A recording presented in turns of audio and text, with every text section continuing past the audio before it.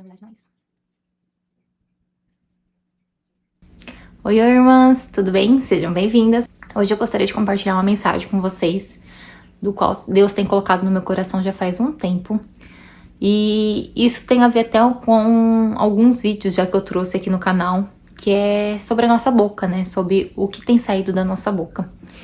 E lá em Provérbios 18, foi até no meu devocional de hoje, eu vou compartilhar com vocês, Provérbios 18, 21.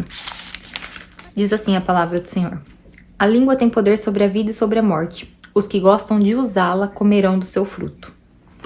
E às vezes a gente esquece do poder do que sai da nossa boca, do poder da nossa língua, né? Que ela pode tanto amaldiçoar quanto abençoar. E se você começar a pesquisar na palavra de Deus, tem muitas passagens que falam sobre isso, que a gente tem que tomar muito cuidado com o que sai da nossa boca. E lá em Gênesis, né, eu acho muito bonito que Deus criou tudo falando, né? Deus disse, faça-se a luz. E Deus disse o quão é poderoso o ato de falar, aquilo que sai da nossa boca, tudo que a gente profetiza, tudo que a gente declara, isso tem muito poder. Não só sobre a nossa vida, mas também sobre a vida das pessoas às qual estamos falando, né? E eu tenho percebido que a gente tem errado muito com isso. A gente não tem prestado atenção no que tem saído da nossa boca. E eu falo a gente como um todo, porque às vezes a gente realmente esquece do poder, né? A gente acaba soltando alguma coisa que não deveria e depois a gente pode até se arrepender ou não, depende de cada um. E eu tenho percebido que com essa questão de redes sociais, a gente tem tido uma liberdade muito maior de comentar, de criticar, de elogiar, de falar, né, sobre o outro, sobre o trabalho, sobre a vida, sobre o que aquela pessoa está compartilhando no momento. E isso talvez esteja nos prejudicando de alguma forma, né? Se sempre eu assisti um vídeo no podcast Inteligência Podcast, já é um vídeo um pouco antigo, se eu não me engano foi o mês passado que eu assisti. E é um vídeo em que foi um debate entre um teólogo e um cara que ele viralizou porque ele falava: eu não pedi para Jesus pagar o preço dos meus pecados, né? Eu acho que vocês já acabaram assistindo, ouviram alguma coisa assim na internet circulando, deu uma viralizada esse vídeo dele. Se eu não me engano era Daniel alguma coisa, eu não lembro agora o nome, mas era um podcast entre uma pessoa que teve uma criação evangélica, ele tem conhecimento da palavra, mas que ele foi se desviando, talvez por conta de alguns traumas, de algumas situações que ele viveu dentro da igreja, e um teólogo, e eles estavam juntos nesse podcast para conversar sobre. E eu comecei a ler os comentários desse vídeo, e eu percebi que a grande parte da maioria dos comentários eram parecidos, no sentido assim: ele foi machucado pela igreja, ele tá traumatizado, isso é trauma, ele foi machucado. E ele até comentou num certo momento do podcast que ele falava assim: os crentes gostam de ficar falando que eu tô machucado, gosta de ficar falando que isso é porque eu tô com trauma, não sei o quê. E ali eu comecei a pensar no quesito de como a gente tenta explicar a dor do outro, né? Sem conviver. A gente vê o que aquele rapaz fala e a gente tenta tirar uma conclusão sobre aquilo, mas a gente não convive com ele. Então é muito fácil a gente deduzir que ele foi machucado pela igreja e por isso ele tá assim. Só que se a gente prestasse muita atenção sobre o que a gente tá falando, a gente pode perceber que talvez falando isso possa deixá-lo ainda mais machucado. Então a gente não gosta de apresentar uma solução para o problema, a gente gosta simplesmente apenas de apontar um problema. Agora, você que se apresenta como cristão para as pessoas, você precisa ter muita cautela, muito cuidado, porque você está representando aquilo que você crê. Se você fala sobre a Bíblia, você está representando a palavra.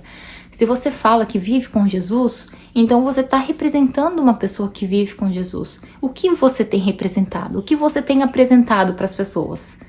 Né? Você está sendo uma pessoa que está aproximando as pessoas de Jesus, está gerando o desejo das pessoas querer conhecer o seu Deus, está gerando o desejo das pessoas querer conhecer o Jesus para qual você vive, ou você está criando uma repugnância? Só que a gente tem que tomar muito cuidado com como a gente tem apresentado Cristo para as pessoas. O fato que a gente tem que entender é que somos imagens e semelhança de Jesus, né? Então, a gente precisa ter esse discernimento, né? Se eu sou imagem e semelhança de Jesus, como que eu vou me portar?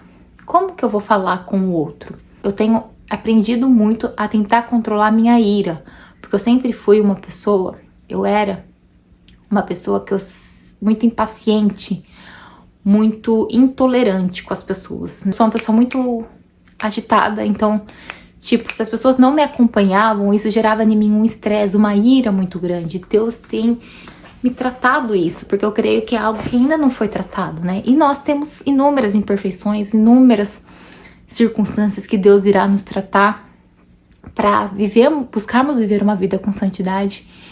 Então, eu acredito muito que a gente tem que tomar muito cuidado, sabe, com cada coisa. E essa questão do falar, né, mesmo que seja digitando, é muito perigoso, porque isso pode estar afastando muito as pessoas da igreja. A gente precisa aprender a respeitar o processo de cada um, a gente precisa aprender a respeitar a opinião de cada um, o estilo de vida de cada um, as escolhas e as crenças de cada um, mas tentar de uma maneira bonita, gentil, amável, apresentar o nosso Jesus para as pessoas. E apresentar o nosso Jesus para as pessoas não é criticando, apontando o dedo para elas, pelo contrário, é acolhendo, é falando com amor, é falando com mansidão. Então, eu tenho prestado muita atenção nisso na minha vida, sabe? Que essa mensagem te leve a refletir como que você tem se portado diante das pessoas quando você fala que você é cristã. Você tem apresentado Jesus para ela de uma maneira amável, que a faça querer conhecer Jesus, ou você tem apresentado um Jesus crítico, um Jesus durão, que aponta o dedo, que aperta na ferida, que gosta de julgar, que gosta de falar mal dos outros, que gosta de reclamar de tudo. E isso faz com que as pessoas se afastem, que não queiram conhecer esse Jesus.